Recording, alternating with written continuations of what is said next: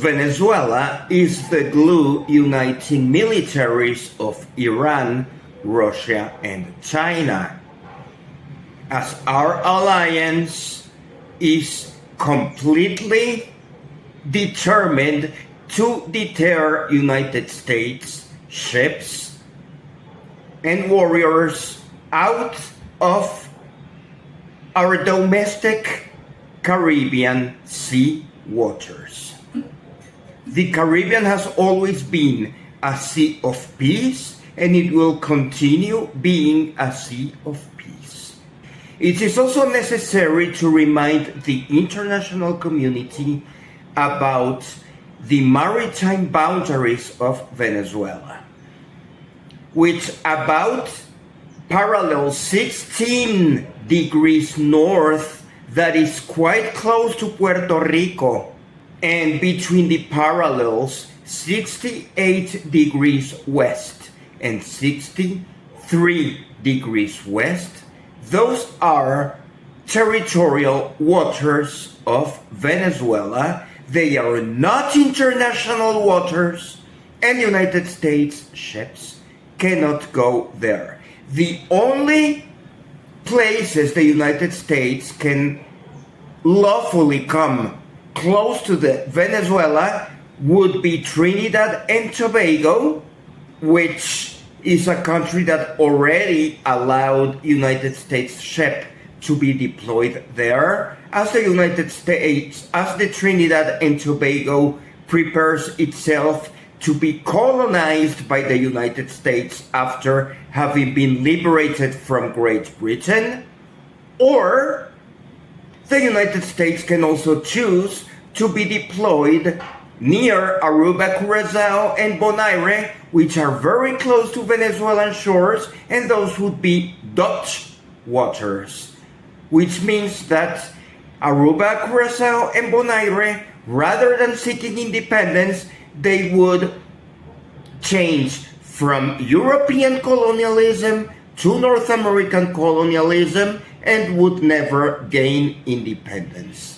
Venezuela, however, will defend our sovereignty. We already count with 2,000 geranium and Iranian drones, and we will probably get more. We have seen how in Russia there is a huge factory producing 700 drones a day, which will probably defeat Ukraine in the near future, as the production speed is enormous, and just a little fraction of those drones could be sent to Venezuela. And those drones have great capabilities of evading radars of aging United States clumsy military infrastructure, easy to target, as was already seen conclusively by the brave Yemen and Houthi military that has been armed by China, Iran, and Russia, and have defeated United States. Maybe Venezuela will receive a bomb somewhere on our territory, and Venezuelans might be killed, but that means that war would initiate, and Venezuelan warriors are also hungry. I was watching a Marines video saying that Marines are hungry and that they are prepared to be deployed and kill because they want to stop narcotics into the United States. You can see in the streets of Venezuela, we have no fentanyl problem. We have usual users of marijuana, cocaine, and crack, and a little bit of heroin, but we don't have a drug addiction culture as extensive as in the United States. United States must deploy its forces to combat narcotics within the contiguous 48 states. That is a domestic issue of the United States. their drug addiction and their failure of their public education, and now they are seeking the excuse of invading poor Venezuela because you guys want to take Orinoco oil fields. As I have extensively detailed to you before, Orinoco fields counts with Machete or Boyacá in the west, Junín or Suata in the middle, along with Hamaca or Ayacucho east, and Carabobo or Cerro Negro easternmost. And we have in those 4 oil fields alone the highest proven reserves of heavy crude in the entire planet, which are available for refineries in the Gulf of Mexico, or perhaps, as we might even lose Citgo because the United States is determined in extinguishing Venezuela, we might need to build our own refineries, which will probably happen with the help of Russia, Iran, India, and China. Who else? Those are our allies. The United States is obviously our enemy. The United States wants war with Venezuela, as clearly stated by YouTube channels of Marines saying that they are hungry to kill Venezuelans. United States is an aggressive country which is targeting an innocent country that has not asked from the United States other than remove sanctions and trade oil. And we have no interest in any further approach with such a complicated country, which puts tariffs and which likes to ridicule leaders of other countries, as the example of European presidents and prime ministers sitting around school children with Donald Trump on Ukraine. Venezuelans, as we speak, are being trained on how to use drones, as drones are being provided to militia who just signed up last weekend. Those drones are capable of destroying United States base in Honduras, United States base in Guantanamo, Cuba, United States base in St. Croix, United States Virgin Islands, United States Puerto Rico Air Base, and even United States Air Base in Homestead, Florida. If United States says that they are hungry to destroy Venezuela, Venezuelans are also hungry to destroy air bases of the United States in such countries. And believe me, this is not only a Venezuelan dream. We will get immediately Palestine, most of the Middle East, and various other countries within the planet immediately supporting Venezuela. Reports have arrived that the United States is deploying a nuclear submarine near Venezuelan waters. Why would a nuclear submarine be deployed for a drug operation? And also we have the issue of Guyana, which has a lot of Chinese investment. Guyana is a country that has been seeking United States defense and Chinese monetary investment. As we know, the Lethem to Georgetown Road is financed by the Belt Road Initiative of China, and hotels and other infrastructure in Guyana is financed by China, and China is siding with Venezuela. So what will Guyana do? And China is also a partner of United States oil companies in Stabroek. All of that means that as China gets militarily involved in Venezuela, Guyana might feel pressure to dialogue. It looks like the United States' path to invade Venezuela could be through Essequibo, as the United States invades Trinidad with the assistance of Trinidad Prime Minister, and then from Trinidad they invade Essequibo and they build a new air base in Essequibo. But by that time, Venezuelan drones will probably destroy all that, because Essequibo is a worse jungle than Vietnam ever was. Venezuela has also deployed significant military forces to Zulia and Táchira states to combat narcotics on the Colombian border, as a lot of drugs come to Venezuela from Colombia and they might be distributed elsewhere from Venezuela. However, that is minimum in comparison to the huge routes coming from Colombia, Ecuador, and Mexico.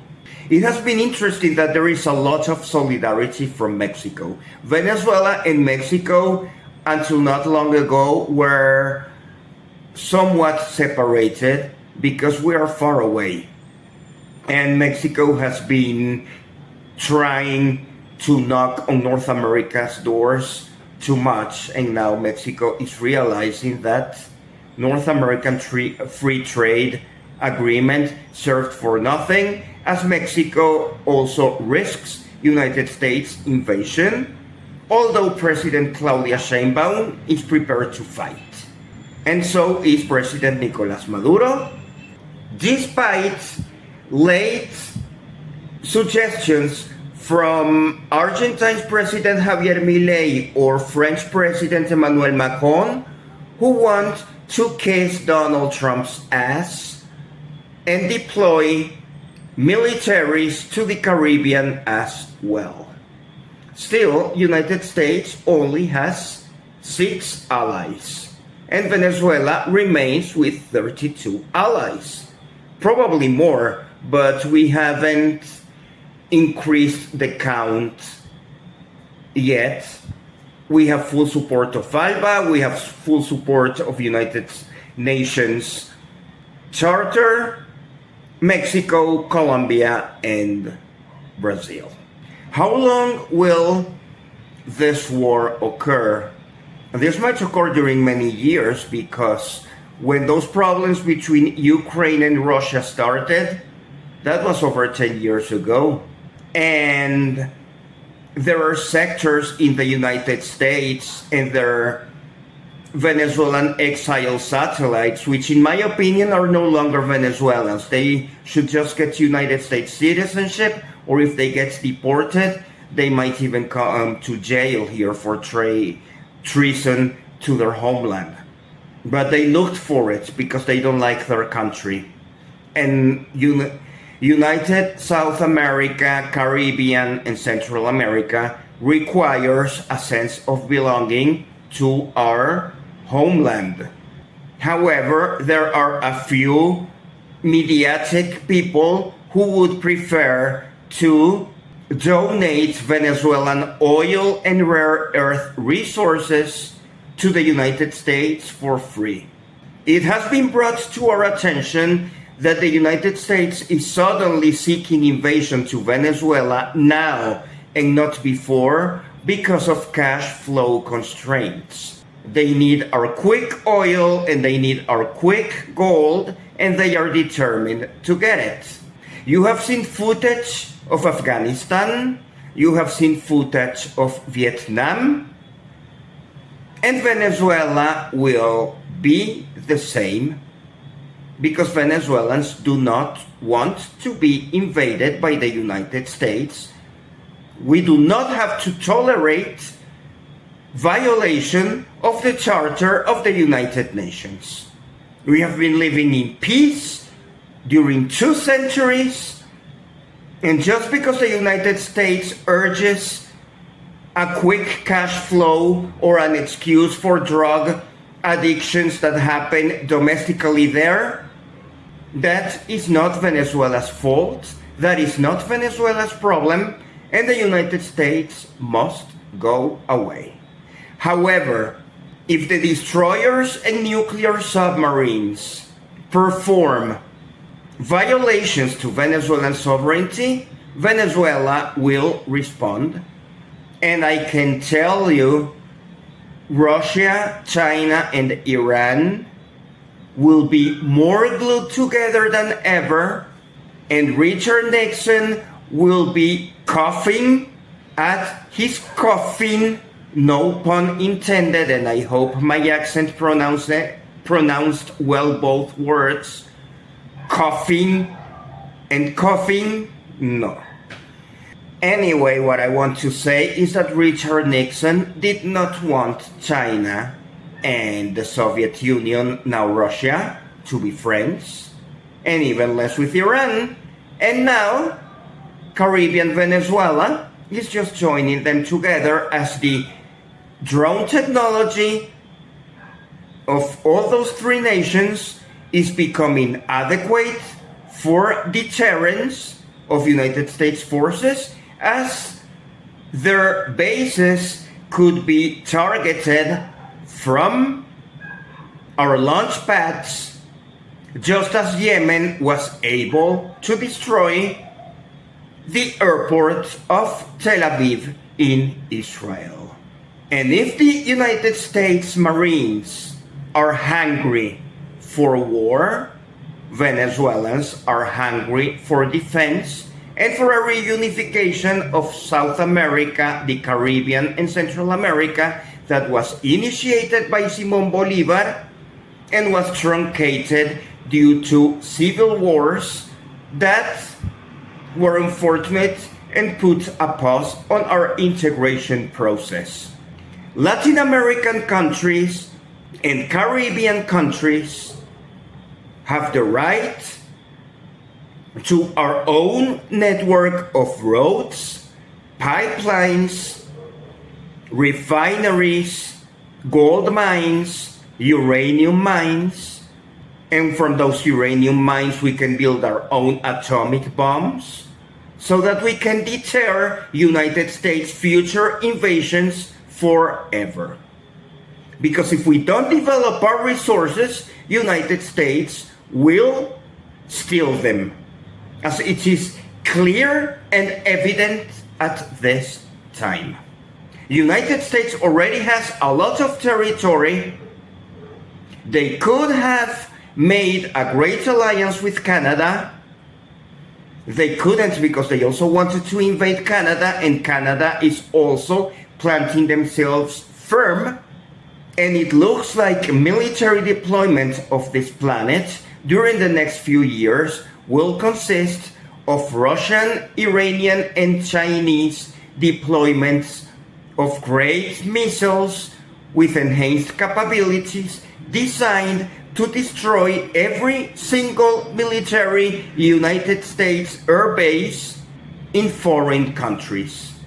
And that would probably provide a favor to the citizens of the United States who are dealing with a $40 trillion debt, which is mostly consumed by an aging military that wants to provoke wars all over the place and is making the rest of this planet extremely angry. It is refreshing to realize how Colombia is so strongly supporting Venezuela on this, as Colombia very well knows that if Venezuela falls, Colombia will be next. Perhaps the reunification of Colombia and Venezuela as a single country is no longer far away. But we need to fight the United States first. And we need to fight to defend ourselves. We are actually the ones who want peace through strength. Because Marco Rubio said he wants peace through strength, but he means to be bullying us into war through economic weakness and political weakness. As I understand, this whole show of courage of Marines wanted wanting Venezuelan blood is mostly an emergency story to hide Donald Trump's Epstein Files association. I am mostly concerned about the citizens of Aruba, Curacao, Bonaire, and Trinidad and Tobago. All of those islands have thrived on peaceful commerce with Venezuela during centuries, and now they are being forced to support a war they did not ask for. We will see if United States troops will actually be stationed there or if they will come immediately into Essequibo. I believe there is a high probability that if United States deploys troops or air bases in Essequibo, that will provoke full-scale war, because that would contradict existing Geneva 1966 treaty between Great Britain, British Guyana, and Venezuela of a peaceful claim of the territory between civilized nations. The United States is welcome to invest in Venezuelan oil fields. United States is welcome to invest in refineries for the Orinoco Belt. United States is invited to invest in pipelines. United States is invited to develop clinics, roads, housing, and other infrastructure as Guyana is already enjoying from Chinese investment. The problem is that the United States doesn't want to invest. All they want is to bomb existing investments so that our existing infrastructure becomes rubbish. The actions of United States presidency and military are barbaric. They want blood and they must be repelled. It is highly likely that most of South America, Africa, and Asia will repel United States expansionism and will follow the example provided by Caracas, which is a phrase in our existing Venezuelan national anthem. We will resist. Venezuela will not be invaded, and if they come in, they will be liable to war crimes.